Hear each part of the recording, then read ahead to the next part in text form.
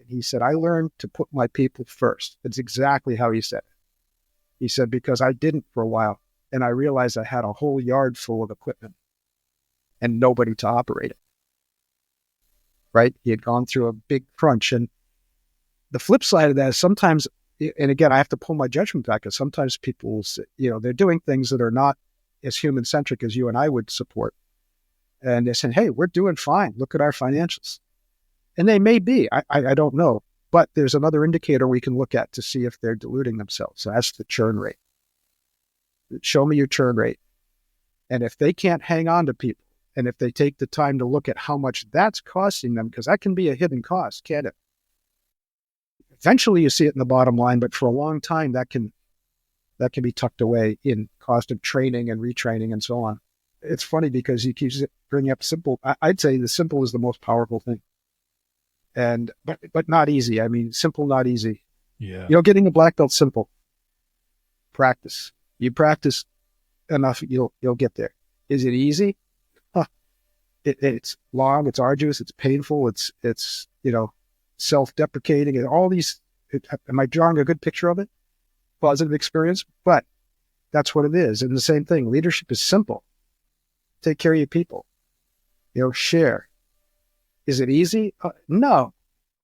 Hello and welcome back to Leading with Integrity. And today we're going to be hearing a remarkable story of recovery, of change, and how my guest today, Jim Bouchard, went from musician and drug addict to the leadership activist that he is today. It's a remarkable story that leads us into all kinds of leadership lessons that he's learned along the way, why he does what he does today, and what business owners, leaders, managers, and the world over can learn from that experience too. So I won't be beating around the bush with the intro today. We're going to jump straight into this conversation because honestly, I can't wait to get into it. Jim is such a great conversationalist, and he is so generous with his stories, with his time, with his insights that I literally can't wait to get into this episode. So I hope you'll enjoy it too.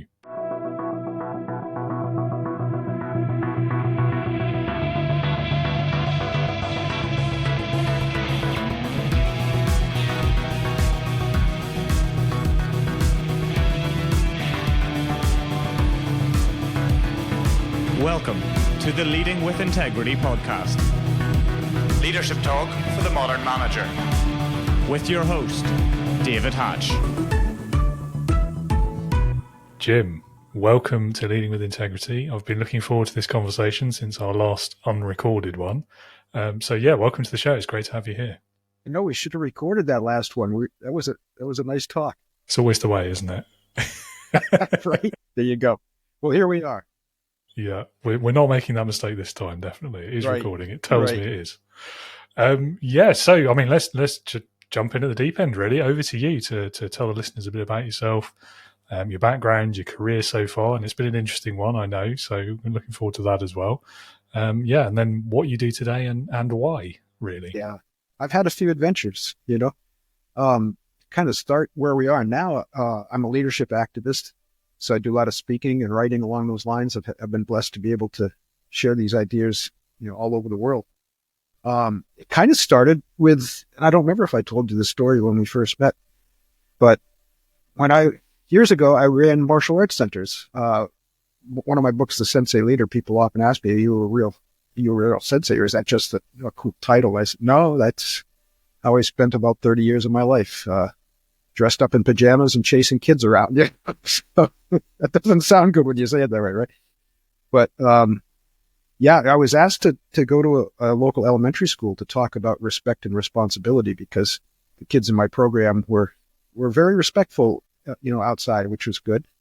And they were having issues at that particular school. So they thought maybe I could help. And, so I went and I prepared this question, and I still ask it today, whether I'm talking to kids or C-suite executives. I ask for a definition of the word respect. It's a word we use a lot, but it's not a word we think about very deeply very often. So anyway, this little guy stood up, and I always get emotional telling his story, but they prepped the sensei was there, so he knew what he was doing. He made our symbol, and he bowed to me, and he said, Sensei, he said, respect means taking care of one another. And I don't know if you've ever heard a better definition but I certainly hadn't heard one like that. And it threw me. I felt like I got punched in the gut. I physically sat down. There was a chair. I sat down for a minute. And you've done some speaking, so it was probably 5 seconds or so. It felt like 5 minutes. And he threw me. And so all I could think of to do was I stood up and I bowed to him and I said, "Kid, I think you got it." And I didn't know it at the time, but that moment was going to change the trajectory of my life. And hey, if you're out there listening, get in touch with me, because I've been hunting you down, trying to thank you for years. One of my fantasies, I hope that sometime I'm presenting and he stands up and says, "Hey, I was that kid." That would be kind of cool. So anyway, how did I get to that particular moment? I started the whole adventure really in an episode of drug addiction. So in my early 20s, I was in the music business. I was a full-time musician, and that's not why I got involved in drugs, but it provided easy access to that escape, and lost about 3 years of my life to a pretty bad drug episode. And in that time, dropped out of college a couple of times. So along the way, somehow I found an appreciation for where I was, and started to say, look, I've got to change things and get going. That's what led to martial arts, because that became part of my recovery process. And then that evolved quite accidentally into leadership. Now, I used to think that drug addict and dropout was a pretty poor resume for someone dealing with leadership, but came to realize it was pretty useful. I mean, as leaders, aren't we in the transformation business? And that's what I had to do to escape that life. I had to transform myself from the catchphrase we use is from a loser to a leader, right? From a drug addict to a black belt leader to Sensei, and so on. I think leaders need to embrace that process of transformation. You're transforming yourself, you're transforming your organization, you're transforming the people around you. And if you're not changing, if you're not growing and transforming, then you're not going anywhere. You're going backwards. That's just the way the world is today. Well, not just today. I think Pliny the Elder, many years ago, said the only constant in life is change, right? So, that's to embrace it. And so one of the best one of the best gifts I ever got from my life as a martial artist was this little philosophy, is that perfection is not a destination.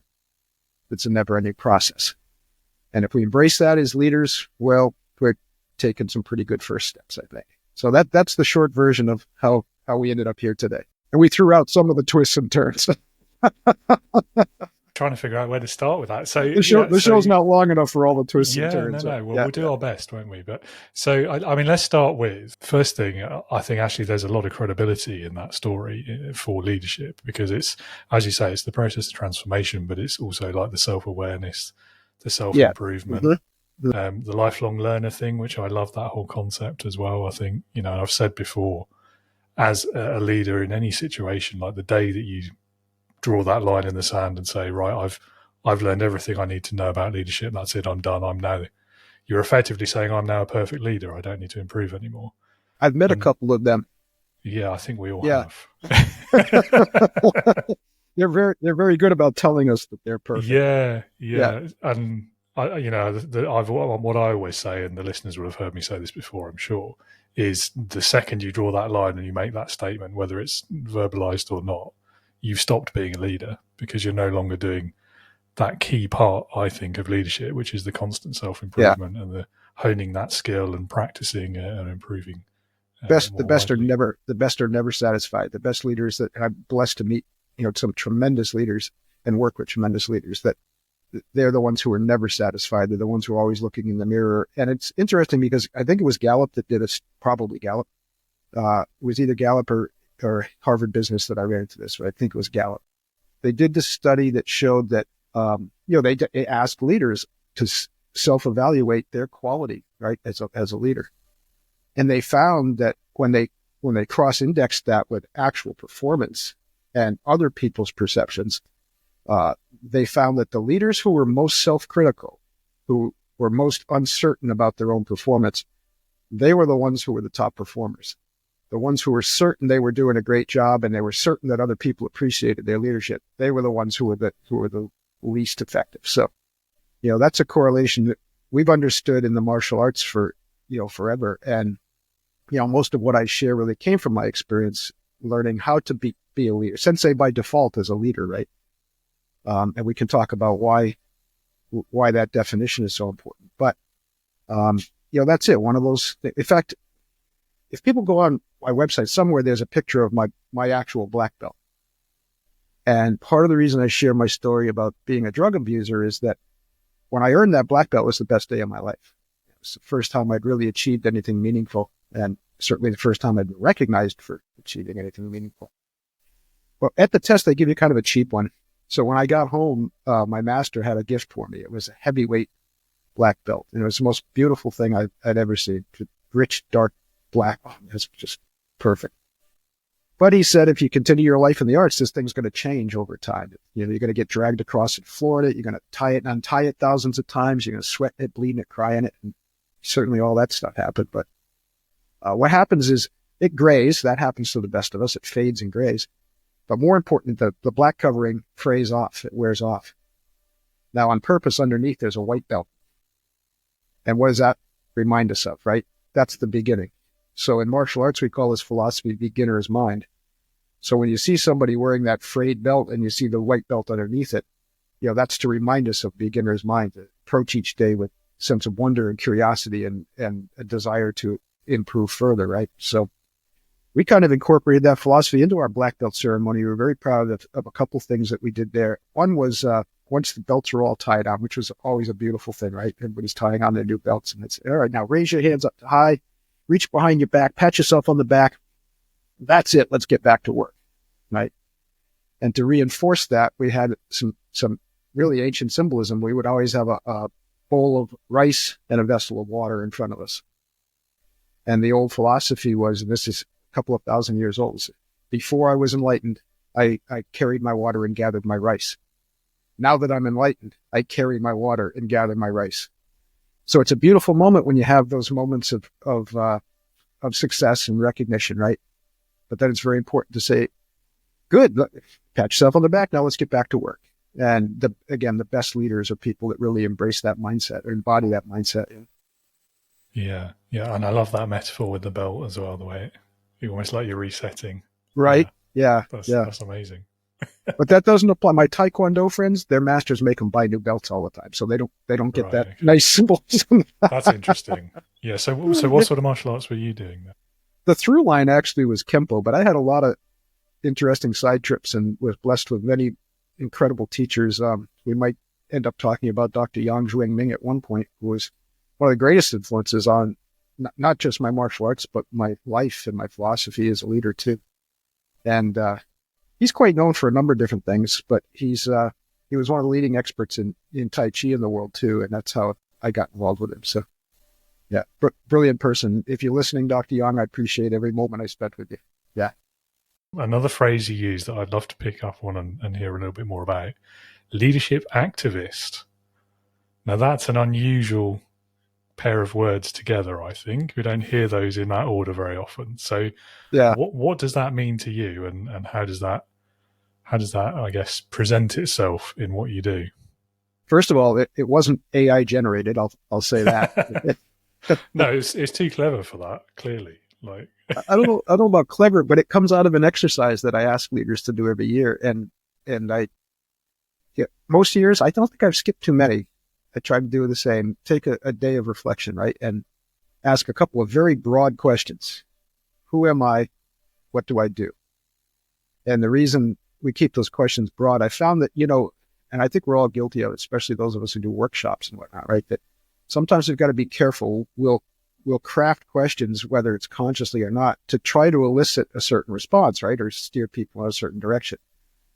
And there's nothing wrong with that, when it's purposeful on an exercise. But if we really want to get as much information as we can, we have to pull back from that. We have to kind of remove our prejudices from the question.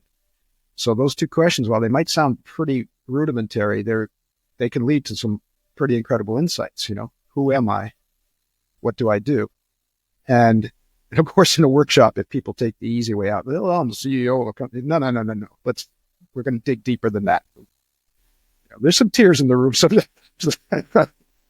So, one couple of years ago, when I was asking that question, broadly, for years, I've come back with the response of teacher for both.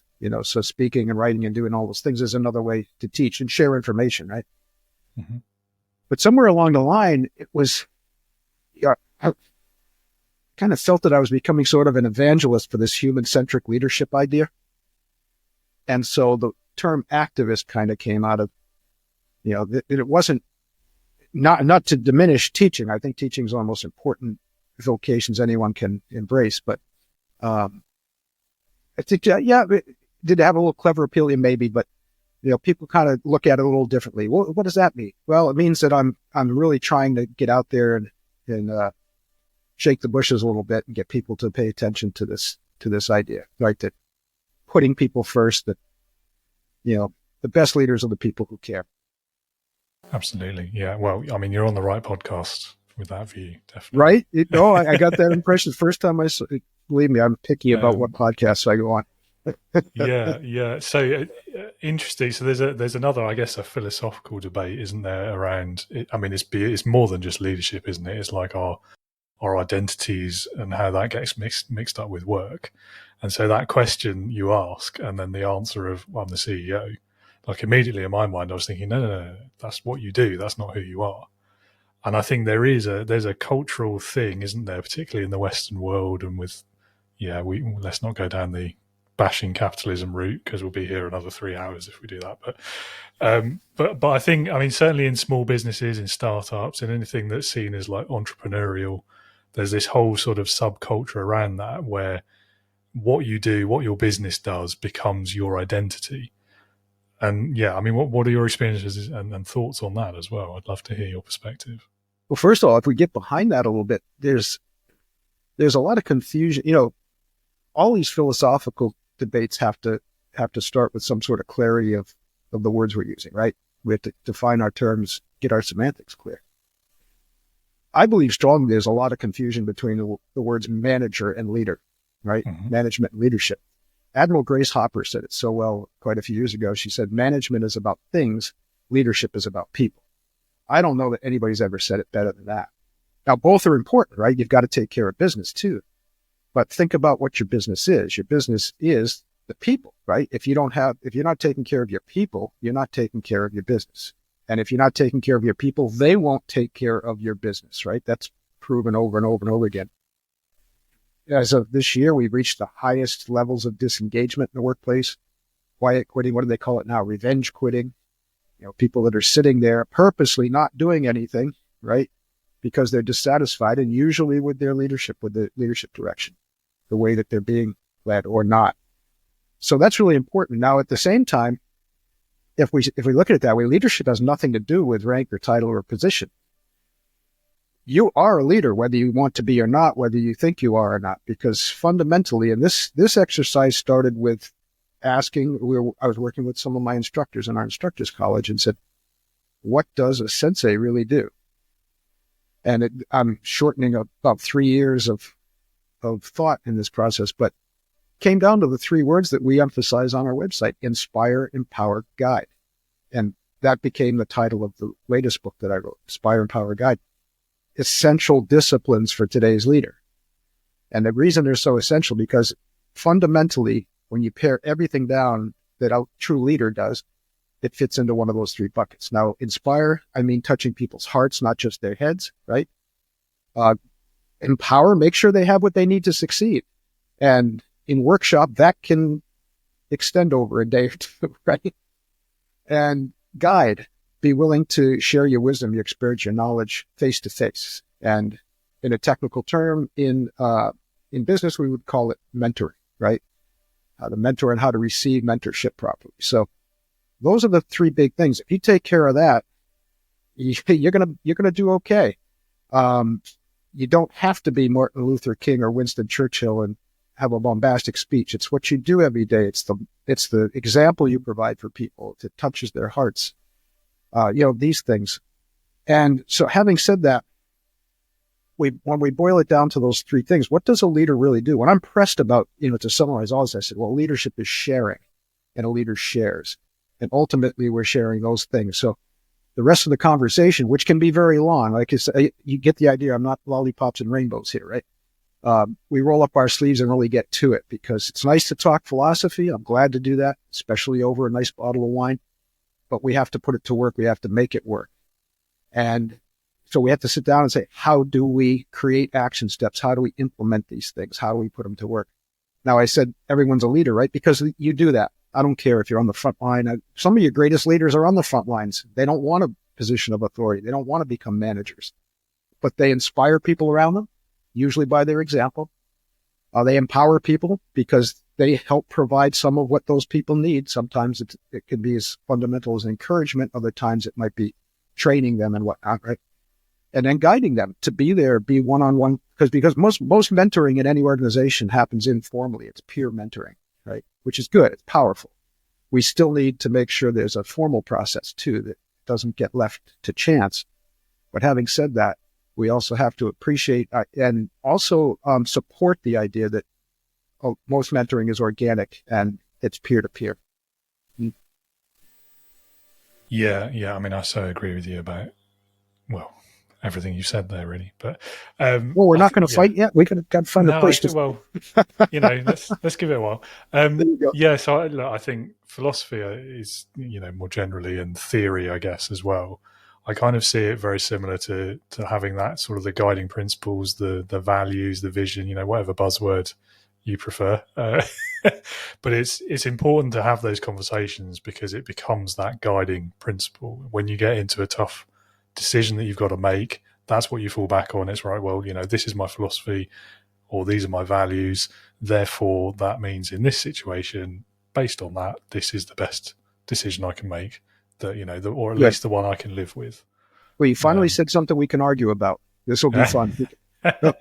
Where I'm going to debate you a little bit is on the words to fall back on. So, and I hear that a lot. That's the way most people would term that. I'd say no. That's where we have to build from. These things are so fundamental. They're so essential that if you're not taking care, and thank goodness now the researchers and the literature are coming around to it. Now, sometimes I'll take my copy of Harvard Business Review and I literally throw it across the room, because I'll say, you guys just spent $500,000 doing this study, and Lao Tzu said the same thing 2,000 years ago. And so there it is. And in fact, one of the recent issues of HBR, and I still have to put this out, I have an article that I'm working on called Why I'm Not Suing HBR for Plagiarism. All right. And part of the reason I'm not is because what they said is a universal truth. I mean, I didn't make it up. I recognize that I hesitate to say discovered it, although we can all discover things again, right? Again, a big study that they did and came down to these three things, which I wrote in the Sensei Leader, to pat myself on the back, quite a few years ago. People perform at their best when and only when they know their leaders care, when their work has meaning, and when they have the chance to learn, grow, and develop. Okay. Now, again, I learned that in the dojo. How do we help people get to black belt? Hopefully beyond that, we had to embrace those things. Okay. Had to show them we cared about them. Had to make sure that they found meaning in that trip, because it can be a long, painful trip. Right. And we had to provide the environment where they felt that they were making progress, where they were learning, where they were growing, they were becoming who they want to become. So I'm glad that these researchers are recognizing that, and more, recognizing the importance of it, the essential nature of it. Now, we can't leave it there. That's the thing. When you talked about, philosophy, and believe me, I love to talk philosophy. Philosophy is essential as well. But now let's take that and let's break it down to process. Let's make sure that we create the exercises, we create the environment where people can express. And you notice I keep using this word discipline. Inspire, empower, guide. Those are disciplines, not little things to check off, action steps, to-do lists. I hate to-do lists. Too easy to put stuff on there. No, I mean, embed these things in your practice, in your daily life, in your weekly life, in your annual, meetings on. These are things that need to be embedded in your culture and in your practice. Yeah. And that's the work that we do in workshops. I mean, because it's easy to talk about this stuff. But to sit down and say, all right, now how are you're going to come out of here after 2, 3, 4 days, how are you actually going to make this happen? And how are you going to keep it happening when you start getting bored with it? Because there's one of the conundrums, right? The best The highest levels of skill require focus, discipline, and simple practice. You've got to take care of the fundamentals. And the problem is, let's equate it very simple terms. I remember one time, I had a guest master coming in, one of the masters that I had studied with, and he was renowned for his kicking ability. So he got there, and one of my students asked him, he said, "Master, how do you become really good at kicking like you?" He said, he looks like this, he said, "Kick." Yeah. And he was right. Perfect, right? Yeah. But kick thousands and thousands of times, right? And then, as you touched on earlier, be able, that sense of, I believe leaders need today to be effective. They need to lead with courage, with compassion, and with wisdom. They need to have highly developed interpersonal skills, and they need to have highly developed sense of self-awareness. Okay. And I mean genuine self-awareness, painful self-awareness. Do the simple things over and over again, and constantly look in the mirror, question yourself. Am I doing the best I can? What can I do to improve? And again, preaching to the choir, I know with you, but the best leaders, that's what they do. When we model them, that's what they do. Yeah.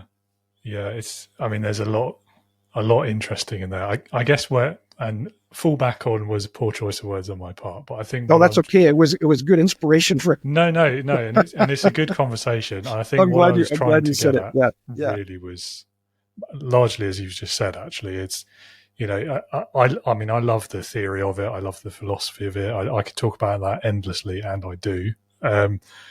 But also I see huge value in the actual practical applications of these things, because what's the point of all of that theory if it's never realized? It's, as interesting as it is, it's useless otherwise.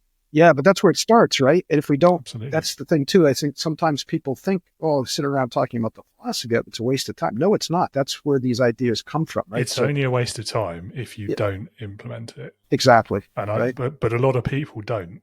I guess that's where I was coming from. And so it's hard. Back on wrong choice of words, but it's joining those two things together, isn't it? And that's where I think the real gains, the real impact are.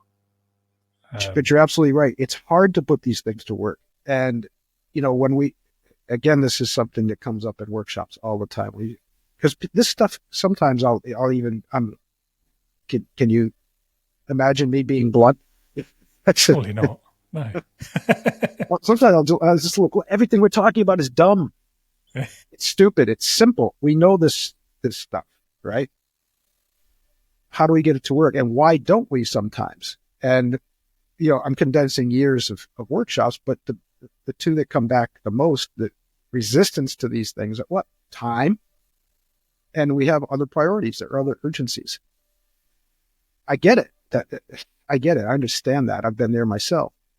But that's where discipline comes in again. We have to consciously pull back from the edge of that cliff, because there it is. If we're so wrapped up in the technical ends of things, if we're so wrapped up in the accounting, the meetings, the whatever the case may be on a technical management level, and we forget about people, then what happens? Ultimately, they leave. And again, don't believe me. Read the current editions. I should get commission from Harvard Business Review, right? Yeah. But that's a good source. The Wharton publications, the Gallup publications, these are all good sources. And they're all saying the same thing. But what they're saying reinforces what we all know. If you put people first, you're going to be in a lot better position. Particularly today, there's too many choices. People are so mobile. It's not just leaving a company to another company. People are leaving and going across the world, right, to find satisfaction in their jobs. So. Yeah, and it's a hell of a lot easier to move industries as well than it used to be. Or you can work across the globe from your desk here, right? Yeah, exactly. You don't have to relocate anymore, do you? Well, potentially. It's not a given, is it? Not yet. I think that's too bad too, though, because I mean, if I want to work in Africa, part of it is I want to explore Africa, right? Yeah, but I mean, equally, there's not everybody stopping thinks that you either. So it goes both ways, doesn't it? So you could keep your current job and go and do it from Africa and explore if you wanted to, right? Well, internet allowing, but there you go. Although, parts of Africa have better internet than, places in right. the West. There is that, right? Yeah. Certainly parts of this country, definitely Australia, probably parts of the US as well, to be fair. I live in the woods of Maine, so it can be challenging up here too. There you go. So yeah, it's a brave new world, isn't it? Yeah, it sure is. And I think it's really exciting. And we're going off on a tangent now, aren't we? But No, that's okay. Yeah. it's one of those things where you see so many leaders and managers who are almost like afraid of this change. And I think it's more than just that natural fear of change that everyone has for any, new and different thing, isn't it? But I don't know, maybe it's the COVID of it all. Maybe that was slightly traumatic to managers. I don't know. But to me, if people are more productive and happier, why not? What's there to be afraid of in that? I don't get it so much. Yeah, I think it's still going to take us a while to reconcile the two, because, yeah, it's nice that we have these connections. In fact, what are the chances that you and I would have met face to face, right? We might have, but certainly this way, this facilitated it, and we're able to connect. And on the other hand, this is one of the great lessons I took out of COVID, because when COVID hit, we were facing our busiest schedule ever. And in 4 weeks, we saw that evaporate, disappear, right? And then basically was on the bench for a couple of years. Now, I did some virtual. I don't particularly like it. I do smaller groups virtual. I do some coaching virtual, work with especially after I've met face to face. But I'm a hugs and handshakes guy. There's no substitute for us being in the room together. And when I got back on the road, it was fascinating, because some of the conferences that I was a regular at, we'd get there and there were people that I had met, and everybody's just in tears and oh, it's so nice to be together again, right? We have that need. And there's things that happen. There's an amazing energy, because one of the things that we've seen from the explosion of remote work, initially, interestingly enough, there was a kind of an uptick in innovation and creativity. And I was cautious about that. I said, maybe because people are they have some time to root around in their heads a little bit right now, but I'm wondering if that's going to be sustainable. And it's proven out that it's not. Now the innovation creativity is dipping again, where remote work is the dominant form. I wonder if that was less about remote work and more about the fact that entire industries had shut down and the workload was dropping. And so they had that more sort of spare headspace, if you like. It could be, but I'm wondering too if it's just there's so much that happens communication-wise when we're in the same space, right? Nonverbal doesn't even do it credit, right? There's so much that happens between us when we're in the same room that have nothing to do with the words that we're saying. And I think that's it. For example, I don't want to offend any of my speaker friends, but Meeting Planners International did a survey some years ago and asked what people thought were the most effective sessions at any conference, right? Well, I'd like to think it's the Keep It Human session, but I don't have that much ego. I hope people take something good out of it. But it was happy hour. It was the social sessions. And it makes sense. Now, that doesn't devalue all the other sessions you go to. You get this information, but where do you really bring it together? Where do you really talk with people as human beings? Let your hair down. Well, you can let your hair down. I can't. But that's where it happens. That's where we interact with each other, heart to heart. And so I think there's a balance. On the other hand, we're starting to learn, I believe, how to communicate more effectively this way. But I do believe it has its limitations. So there's a place for both. I think I'm back to my martial arts world again, that yin and yang, right? Dynamic balance. I was going to say, I think it's a question of balance, isn't it? Like so many things in leadership and beyond. Because I think, I agree. I think like in person definitely has value, but I do see it. And there's so many caveats to this, aren't there? Like it depends on the industry. It depends on the culture of the place where you're working. It depends on like the perspective of your leader or manager, the person you're working for. It depends on you as an individual as well. It does. And I'm saying that coming from the perspective of, I always test as an introvert. Many speakers and entertainers do. Yeah. And I'm very comfortable being alone. I go out in the woods for a couple of weeks at a time, sometimes just by myself, and don't feel any real desire to see other. No, I'm the same. So, but then still, that again, that has to be balanced, right? We don't do well in isolation as human beings. So at some point I have to come back and deal with the rest of you creatures. Yeah, I don't know. So I guess I'm one of those weird people who like I can take it or leave it. Like I'm perfectly content by myself. Yeah. I don't Yeah. necessarily feel lonely that much. Right. But also I do quite like being around people sometimes. Yeah. Yeah. And I mean, this is only a case study of one. But so like 5-10 years ago, I was always testing on like fairly high on the introvert scale. Now, last one I did, I was bang in the middle, like between both, like literally. So like You're I've swung evolving. That's cool. right across. And the only thing really that's changed is I no longer work for someone else, and I no longer spend all day every day in a noisy office. And I think that context, it has such a big impact and we don't always realize it. And I think that's what I meant when I said I think the in-person environment is a double-edged sword. Yeah. Sometimes, especially if you've got like really deep thought work required and you need concentration and you're sat in that bustling, noisy office, it's so difficult. Maybe it's just me, but right? I always struggled with no. that. What you're saying is really important because you're also hitting on another failed experiment here, which was that whole idea of the open concept office, right? And I still see companies trying to embrace that. Now, having said that, I've learned I'm a judgmental person, and I've learned in this business, I've trained myself to pull that judgment back sometimes, right? Because if it works for you, hell, then that's the way to do it. Whether I think it's the optimal way or not has nothing to do with it, right? The important thing is we get to what's optimal for your environment, for your culture. But now let's talk about it in general. Most of the places that tried that open concept office, you know what they ended up doing? They spent all this money ripping out the cubicles, opening the space up. And then 3 or 4 years later, what did they do? They built little isolation booths, right? Yeah. So people can go and have that time. So again, it's important because you're right. The noise, the distractions can affect folks, right? Especially, and it's interesting because especially if we're introverted, because we're more bothered by that.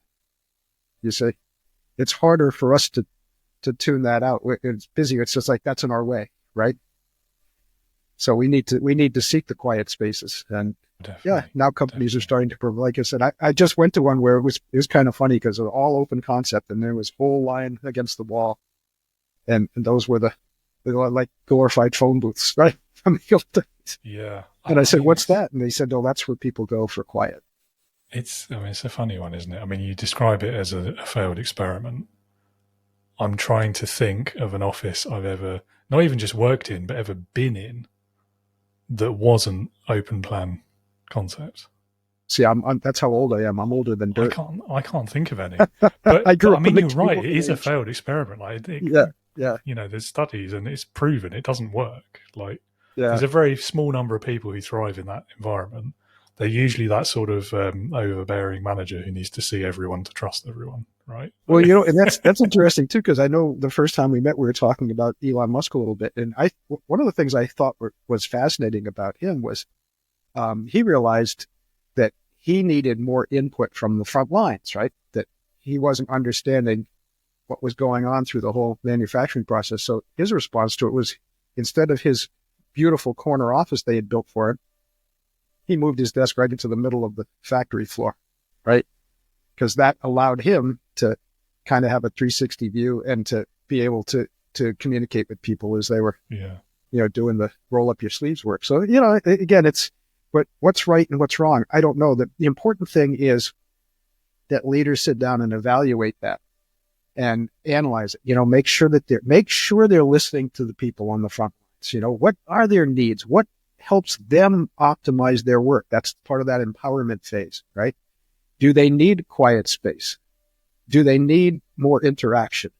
Do they need a combination of the two? And I know we're straying into a very technical area there, but see, that's where the intersection is between the philosophy and the technical, right? Absolutely. We can talk about empowerment all around. Now let's get specific. What do they need? And that can be highly technical. I mean, on the surface, the easiest, most tangible thing, I need certain equipment to do my job, right? I need a budget of a certain amount to get my job done. Those are simple, not always easy, but simple. what the rest of what we're talking about can get pretty complicated. How do we create that environment? How do we create that space? How do we support social interactions, or how do we mitigate social interactions that can be destructive, which is a huge challenge right now. That can be extremely complex, right? I have friends that work in human resource. I hate that term, but human resources and DEI and whatnot. These things can be extremely complex. They certainly can. I mean, it's all complex, isn't it? If you make it so, or if you let it be, or if you think about it too long. Think about who we're mashing together in these spaces, rather confined spaces. I mean, we have even small organizations now. It's very likely they have people from all over the world, different cultures, different religious backgrounds, different ethnic beliefs and values, all crammed into a small space. And, those are things we need to navigate. And for the first time this year, in fact, I believe it was Gallup that just reported this. For the first time, we have 4 generations working in the same space, right? Yeah. That's a pretty big challenge right there. Yeah. So, I mean, the generational one is it's another one that I could talk about endlessly because it's really interesting. But I feel like maybe socially, maybe a lot of management consultant types, I think we put people in a generational box too easily. And I think it is one of those things that it is so easy to generalize and then just stop putting any further thought into it. I mean, like the classic one, and I'm not biased because I am an old millennial, but the classic one was that millennials are lazy, right?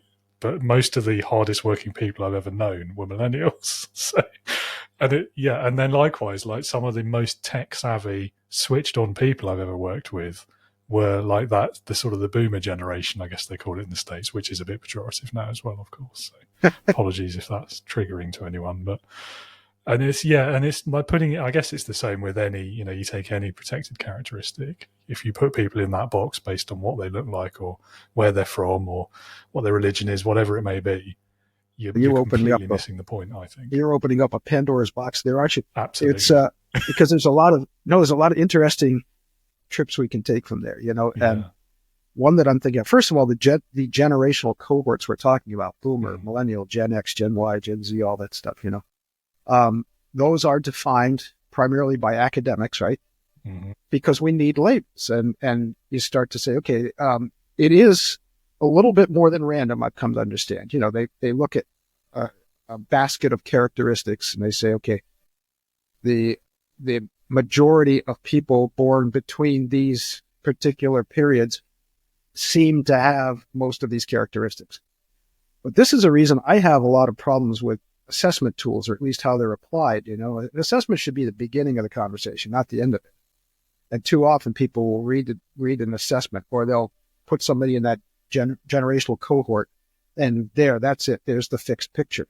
And that's not, first of all, the exceptions are oftentimes more important than the rule when it comes to that, right? Absolutely. No assessment is going to tell me what you feel, how you perform, who you really are. They're just going to tell me how you fit into the picture compared to other people. Yeah. And it's the same thing with these generational cohorts. In fact, I was doing a workshop a couple of years ago, and someone brought that up. She said she was a manager of mostly millennials, and she said, I don't know what to do. I don't know how to inspire these people, get them to do more than they show up. They do, I've got a good crew. They show up and they do what they're supposed to do. But how do you get them to do more?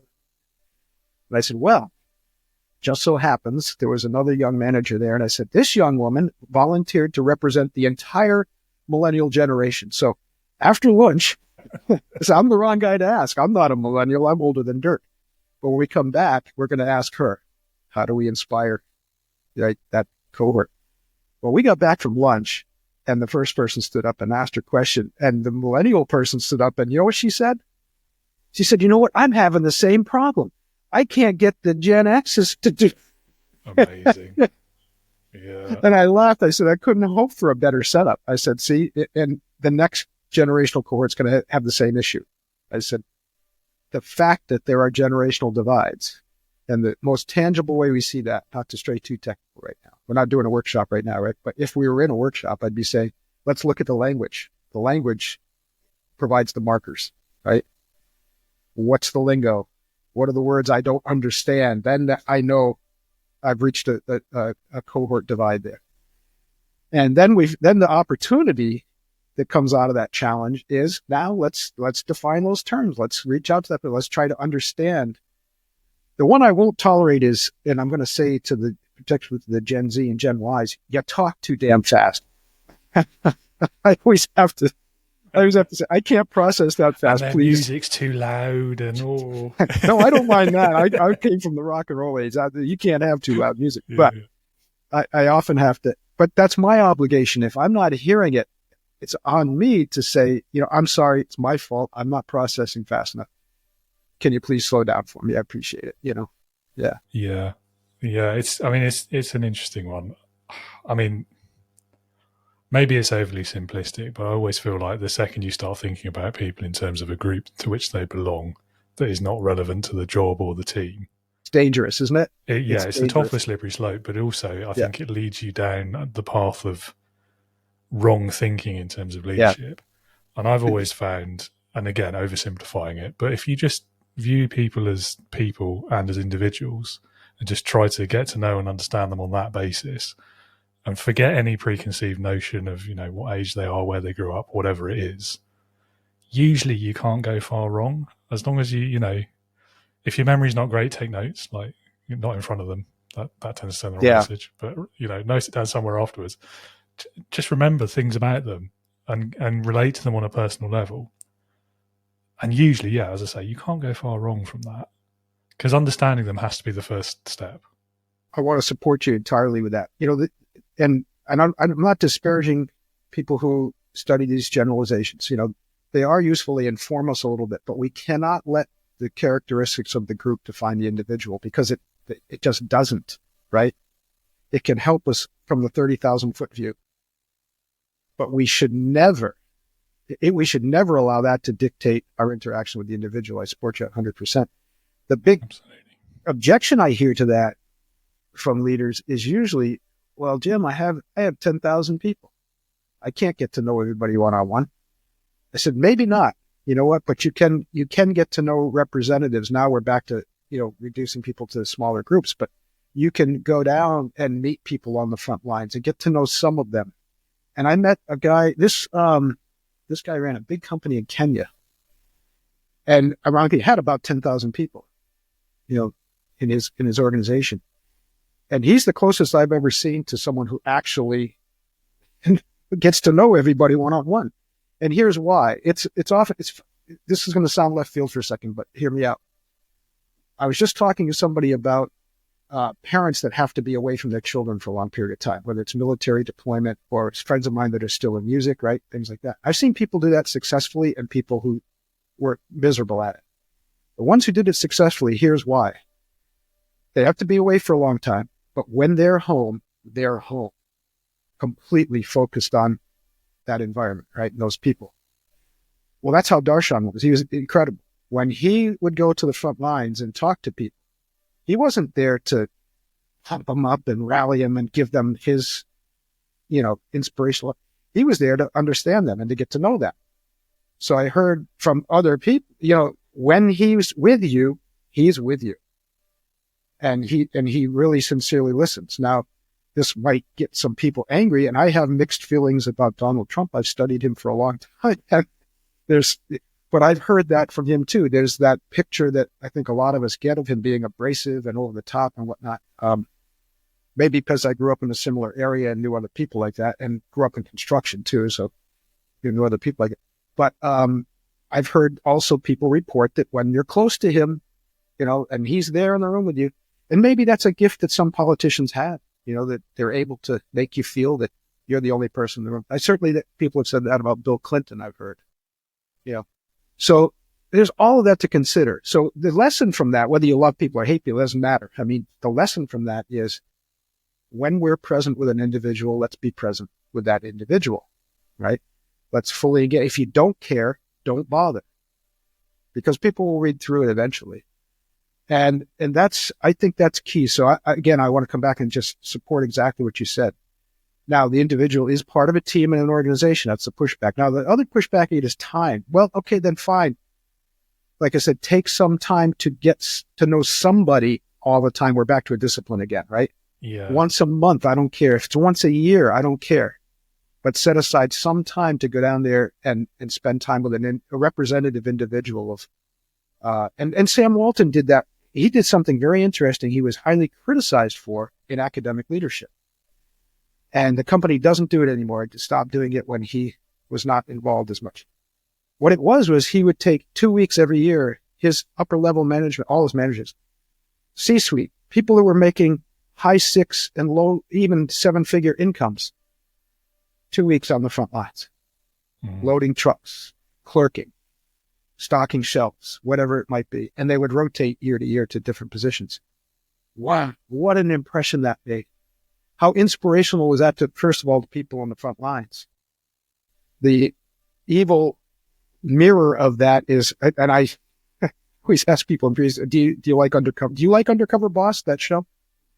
We don't really get it here. I've seen a few episodes here and there and clicked on social media and stuff. Yeah, some of them are really good.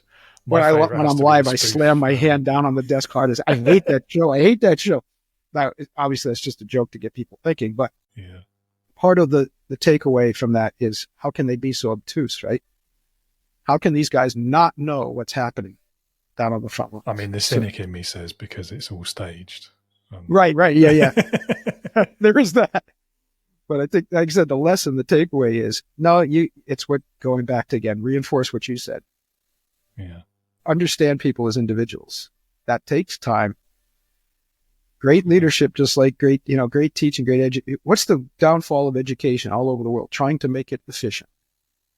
Great teaching is not efficient.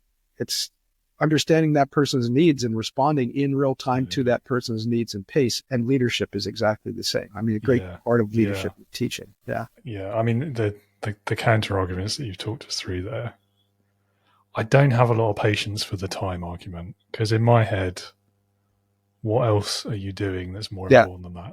That's your job. I agree with you. That's what you should spend your time doing. I agree with you. The massive organizations one, I kind of get that, and I like the idea of like the 2 weeks.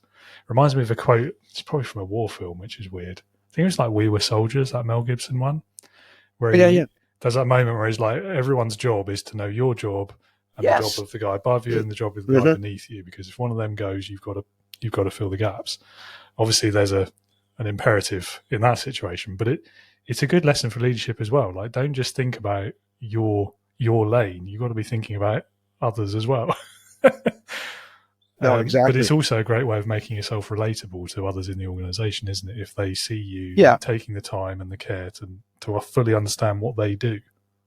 Right. And it doesn't mean, for instance, just because it's low-hanging fruit, let's take Elon Musk, for example. It doesn't mean because Elon Musk runs this gigantic, space technology company that he has to know how to machine the parts that go into building the rocket engine, But he's a good example. I bet you he probably knows something about it. Yeah.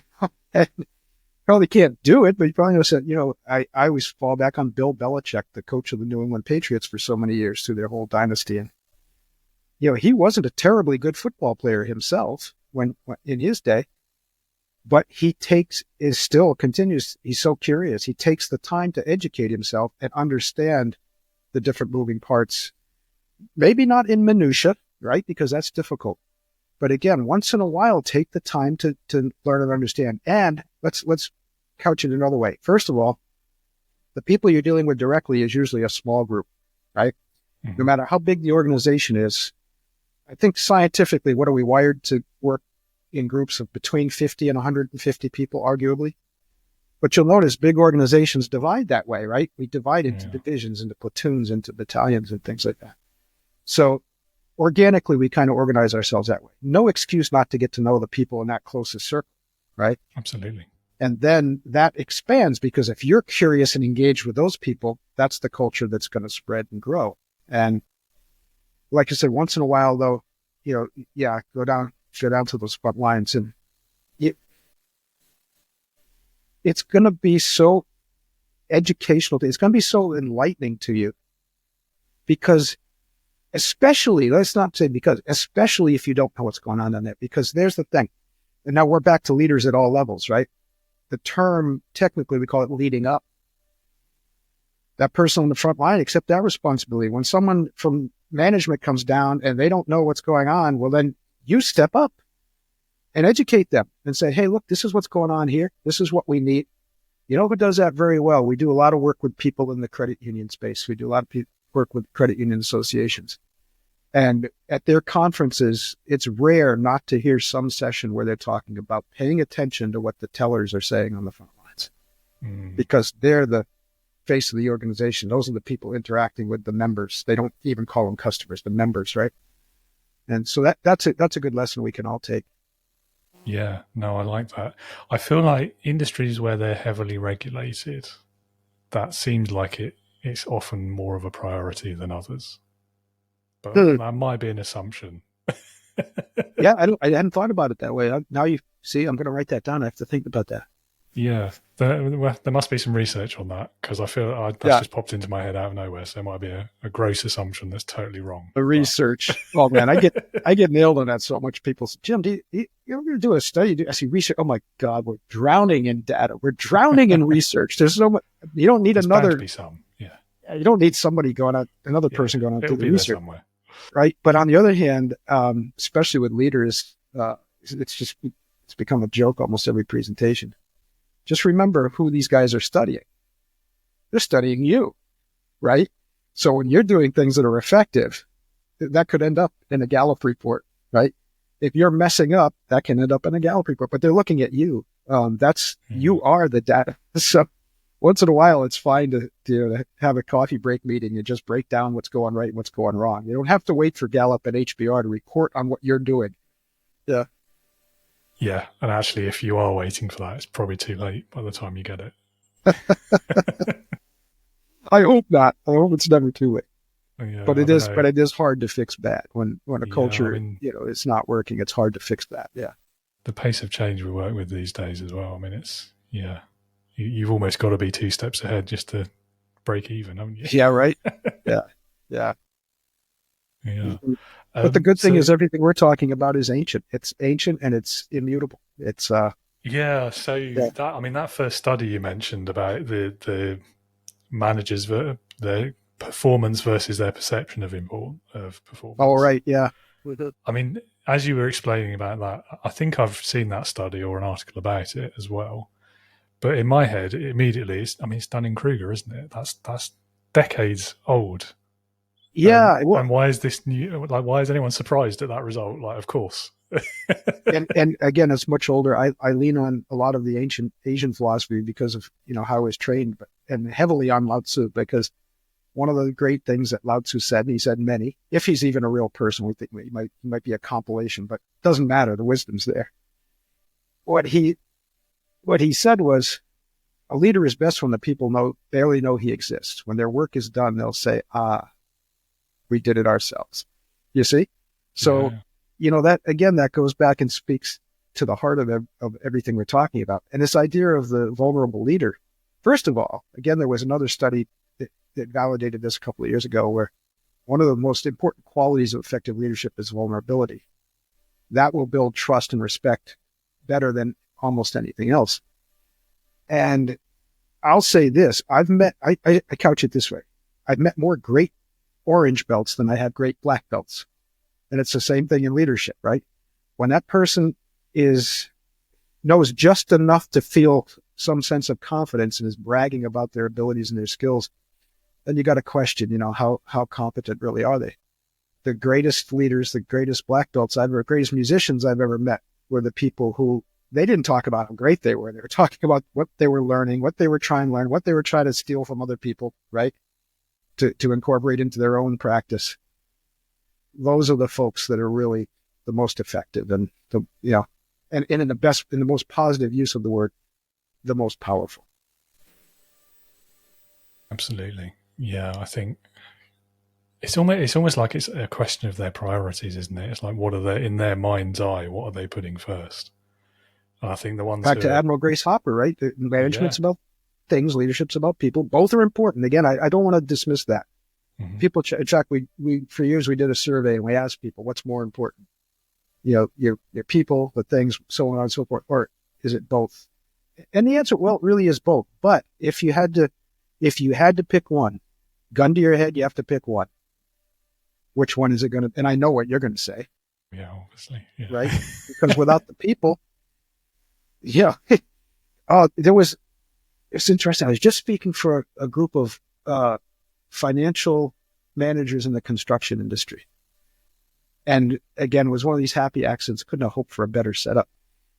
Their journal, their most recent edition of their journal, had an article in it where this leader was talking about that. And he said, I learned to put my people first. It's exactly how he said it. He said, because I didn't for a while. And I realized I had a whole yard full of equipment and nobody to operate it. Right? Yeah, You've gone through a big crunch. And the flip side of that is sometimes, and again, I have to pull my judgment back, because sometimes people will say, they're doing things that are not as human-centric as you and I would support. And they're saying, hey, we're doing fine. Look at our financials. And they may be, I don't know, but there's another indicator we can look at to see if they're diluting themselves. So that's the churn rate. Show me your churn rate. And if they can't hang on to people, and if they take the time to look at how much that's costing them, because that can be a hidden cost, can't it? Absolutely. Eventually you see it in the bottom line, but for a long time that can be tucked away in cost of training and retraining and so on. Again, but, I think there's studies out there about that. I'm not sure it's that hidden anymore. I'm sure I saw it shouldn't be, should it? Because we have some pretty hard figures. So there's a guy I know over here he's a staff retention specialist. Mm-hmm. And the figure he quotes is every time you lose someone and you have to replace them, the cost of replacing them is like 300% of their salary. Yeah, and it grows the higher levels of management, it grows and grows even more. Yeah, because of the amount of time and the selection process. And absolutely. But where it can be hidden is because, like I said, that training budget can, or the mentoring budget, if they have that too, it can be incremental. It's the scalded frog syndrome, right? The frog sitting in the pot doesn't feel the water. Apparently that's a myth. Yeah. Apparently it's not true. The frog will jump out. Well, that ruins the whole story. Sorry, had to tell you. Don't spread that around, because I keep using that. I'll edit that bit out.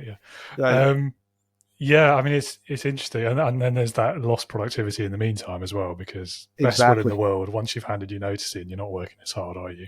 Right. And then there's the ramp up time for your replacement. Right. Which you might not see till your annual reviews. Say, oh, geez, how'd that happen last year? Yeah.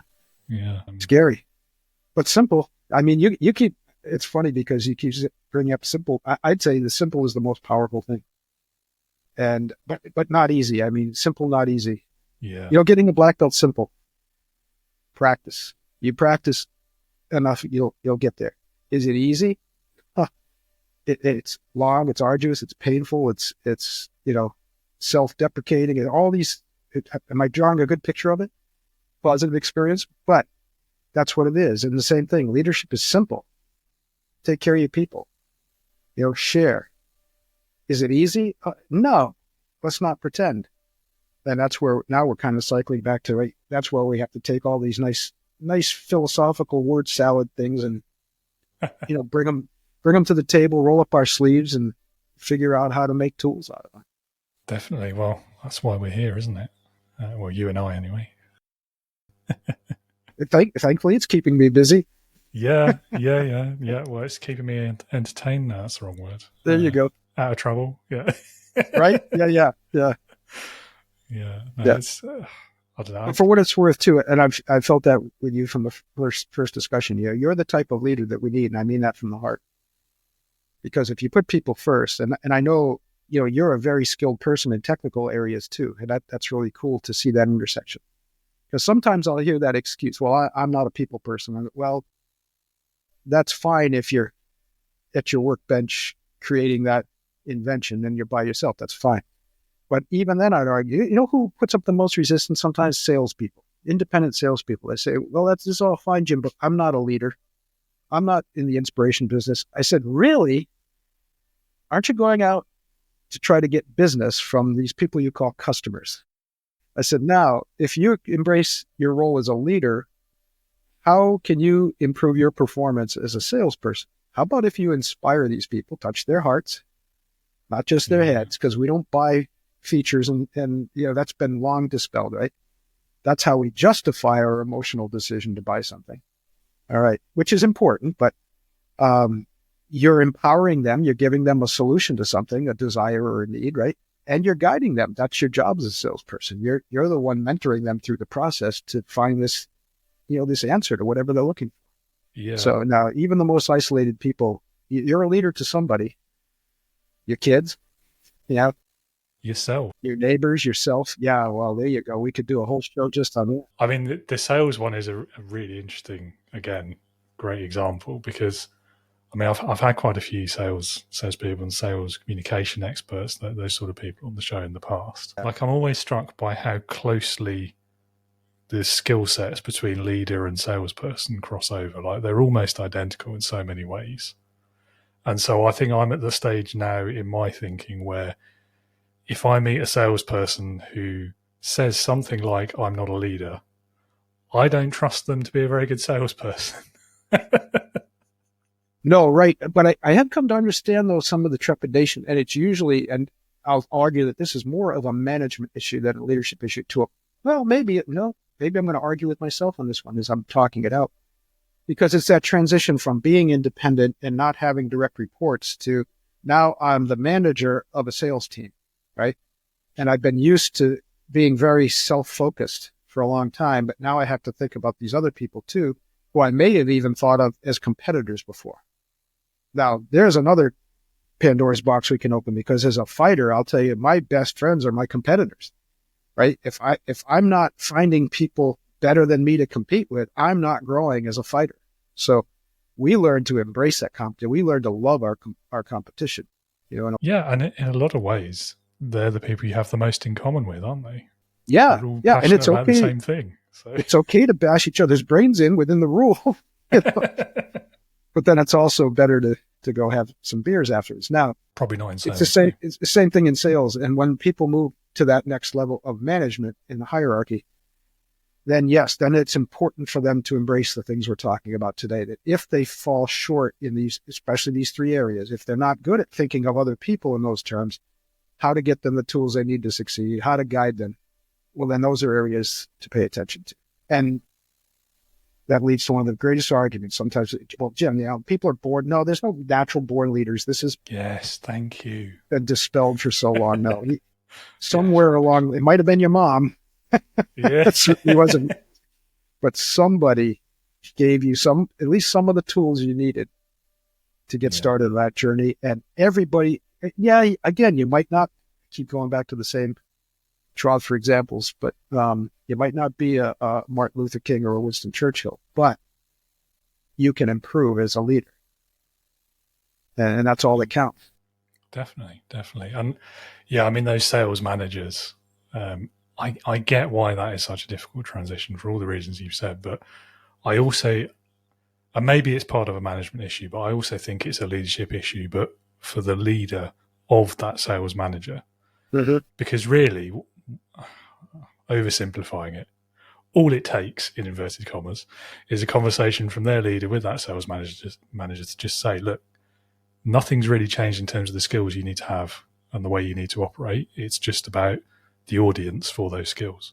It's about sharing. The people you're leading. Sharing. Yeah, exactly. It's the people sharing you're those leading skills. Yeah. instead of people you're trying to sell to, but largely treat them the same way. It's it feels like a massive change, but it's not as massive as you think it is, I think, anyway. There's one predicament that can really highlight people's fears about this too, because the ultimate predicament somebody can be in when they're cautious about sharing is, and again, this is something that comes up almost every presentation I do, say, you should be training your replacement. And of course, the natural pushback is, well, I don't want to train the guy who's going to take my job from this. Well, if you're in an organization where that's that much of a threat, maybe there needs to be some reassessment too. And don't get me wrong, I understand why people hold on to bad jobs. I've been there too. Sometimes circumstance, we're going to weigh, other priorities. But having said that, you do always have a choice, however difficult it might be. And if you're in an organization that, that's what you're there for, is to train someone who will do your same work for less money. That's not a good environment. But having said that, let's put that one aside for a second.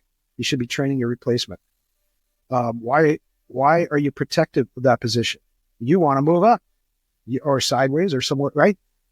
And the saddest thing, and I've heard this many times in my career now, the saddest thing that I hear in that situation is I was being groomed for a promotion. I was being groomed for this other opportunity, but I didn't get it. Why? No one there to take my place. Whose fault is that? Right? Had you trained your replacement, that would have been part of your plan. Now I'm ready for that next job. And, here's David. He's ready to step in and take over. And there you go. So, yeah, but it's hard. I mean, it's human nature. I mean, our two strongest pulls are survival and self-interest, and we have to, manage those all the time. So, perceiving that threat, it takes a conscious effort, takes discipline to pull back from that. Again, martial arts, the gift from martial arts. Mm-hmm. We get our egos beat out of us pretty good if we're taught properly, and to be able to say, no, I'm going to train that next guy. Yeah. The greatest sensei in the world is not the person who thinks they're great. The greatest sensei in the world is the one who trains the teacher who surpasses me. Right? Yeah. Yeah. Yeah. It's one of my favorite concepts of leadership. There's probably a quote that I can't remember. I've heard it a few times and I can't remember who it was for, but basically it's about this idea of your legacy as a leader, and the greatest mark of success is when you make yourself redundant because you've created so many leaders around you that you're not needed anymore. Absolutely. And it's kind of poetic, isn't it? But it's so difficult to do, as you say, because it's that natural kind of, it's fear, isn't it? Like you're afraid that if you create your replacement, you'll be replaced, and then you're out, and you're gone, and you've lost everything you've worked for. And we can't dismiss that out of hand. I mean, absolutely through not. That. It's fears are to be recognized and dealt with and managed. It's people. If we're talking in opposites, the opposite would maybe be courage, right? But courage is not the absence of fear. I mean, the absence of fear is stupidity. Yeah, well, yes. Right. That's a good point. Yeah. Courage demands fear. If we're not experiencing genuine fear and danger and risk, then we're not acting courageously. We're just acting stupidly. So, or foolishly. Yeah. Absolutely. Yeah. I mean, so I'm slightly conscious of time. We've covered pretty much everything we were planning to talk about in a nice roundabout conversational way. I think that leader and manager, the way we define those is so interesting to me. And I think, I'd love to get your point of view on this. I think you can't do either of those without being able to do both, at least not well. Yeah. What do you think? No, I agree with you 100%. I mean, it'd be nice if all managers were also competent leaders. Sadly, we don't see that all the time. But again, I encourage, and one of the great lessons from having some of the adventures that I've had, particularly the self-destructive ones, and I'm not exaggerating one bit when I say by right, I should be dead or in jail many times over. Okay. So I am one of these people that can authentically say, look, if I can do it, you can do it. There's no excuses. Right now, and humbly, I have to keep reminding myself of that all the time. All right. But that's an important thing to consider. So if you're a manager who's struggling with the leadership side, you can improve. I mean, there's nothing in your way from doing that except your own desire. But having said that too, right? Nobody could force me to quit drugs until I was ready to take that step. So you've got to be willing to take that step. You've got to be willing to look in the mirror. And the best tool, again, if you've ever been on a dojo, most dojos you go into, there's a whole wall of mirrors. It's sure not to check out how pretty we are. It's to provide, that was the high technology at the time, provide instant feedback, right? I want to see my flaws. I want to see my errors. I can't correct my flaws. I can't improve. And I want to embrace those. I want to embrace failure. Failure is the opportunity to grow and expand and change. So that's a mindset I think that we need to return to, that had been lost for at least a generation or two. We taught kids to be afraid of failure, to reject it. No, let's embrace it. Let's not do it foolishly. So let's not, seek out foolish failure, but Let's do that. So we can all improve, we can all grow, we can all learn to grow and develop. Think about that, that white belt under the black belt, beginner's mind. And that's what's going to get us where we want to be. We'll trot out another cliche, but it's I'll succeed or I'll learn, right? So, amen. Again, can't remember who said it. Probably somebody really important and famous. Oh, I'm going to get destroyed. Must have been Lao Tzu. Lao Tzu or Confucius, they are those guys who, they said a lot of good things. My memory's failing me today, obviously. But there you go. Anyway, so a couple more questions if you're okay for time. Sure, yeah. If you could go back in time, how far back in your own life would you go, and what would you say to your younger self? I have the great benefit of having been asked that question yesterday. Man! So I actually have a faster response today. I work, my volunteer passion is working with incarcerated youth. And I often work with young people that are 17, 18 years old, about the age where I was starting to get lost as far as my own self-worth and self-value, which led to my drug addiction. And so I'd go back to them. I'd go back to myself at that point and say, look, you know what? Ask for help. Seek out some mentors, seek out some guidance, and try not to fall into the trap of self-destruction, whatever that looks like, because it doesn't have to be drugs. It can be any number of things. And many, if not most people go through some cycle of that at some point in their life to some degree, right? So I think that would be pretty useful. I'd go back and say, hey, reach out. You don't have to do it alone. Yeah. I think that's such an important lesson for leaders as well, because so often we put ourselves on that pedestal, don't we, of I'm the one with the answer. That's my role here. I can't ask for help. And you're not doing it alone. Absolutely. The definition of leader is what, right? You're uniting people in a cause. No leader is alone. You can't be a leader on your own. Yeah. Transform me into we. It's no. Mm-hmm. Yeah, cool. Love that. All right. And my last and favorite question for you is called Leadership Heroes. Leadership Heroes. So if you had to pick one person, it could be anyone you like. They could be alive, dead, past, present, real, fictitious even, if you like. But that person should be someone that, in your opinion, would perfectly embody leadership. Who would that person be and why? There's two I usually fall back on when people ask me that, but I'm going to use one today, Malcolm X, because he embodies, what a tragedy that, his life ended so young, because he was in the process of an amazing transformation when he was murdered. All right. And so my study of him really centers on that and validates and was really encouraging to me through many times when I had to go back and revisit that process of transformation. And I'm sure, Malcolm, I'll lean on you again. But that's it, because of his process of transformation. Yeah, it's a good choice. I don't think we've had him before either. So bonus points. Well done. I think the world would be a different, and I think in a lot of ways, much more positive place had he survived. Yeah. Yeah. It's that's so often the way, though, isn't it? He had a lot more to share. Yeah. Isn't that so often the way? The tragedy of it, I think. There's so many. There's half a dozen we could list probably off the top of our heads. More cliches to trot out, like the brightest candle burns the least time, etc. There you go.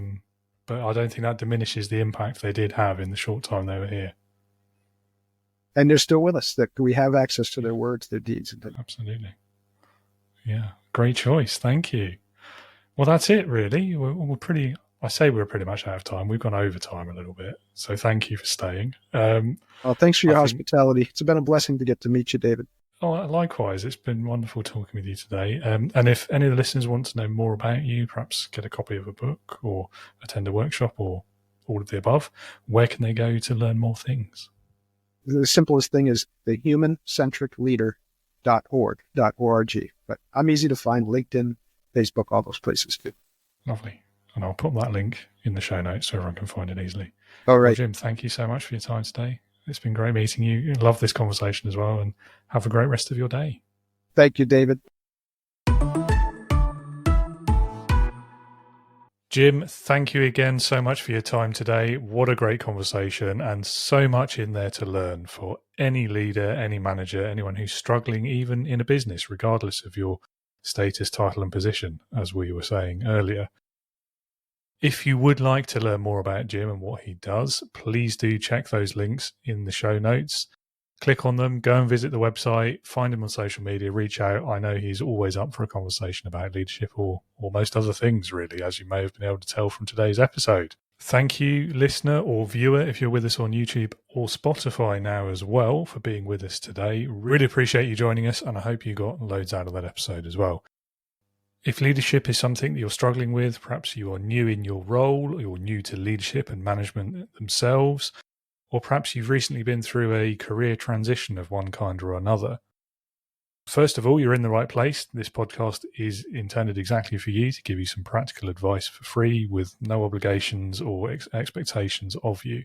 However, if you want to take that a step further, then I am also here to help. I'm all about helping those people like you who are in that transitional stage of leadership, such as new managers or first-time business founders, with your leadership skills so that you can become a leader, not a boss, that you can lead with integrity, build happier, higher-performing teams, and create effective organizations. Ultimately, it's all about making a more successful team or business. I provide that help via 3 methods. One of them is this podcast. The other is the Integrity Leaders community, which you are very welcome to come along and join.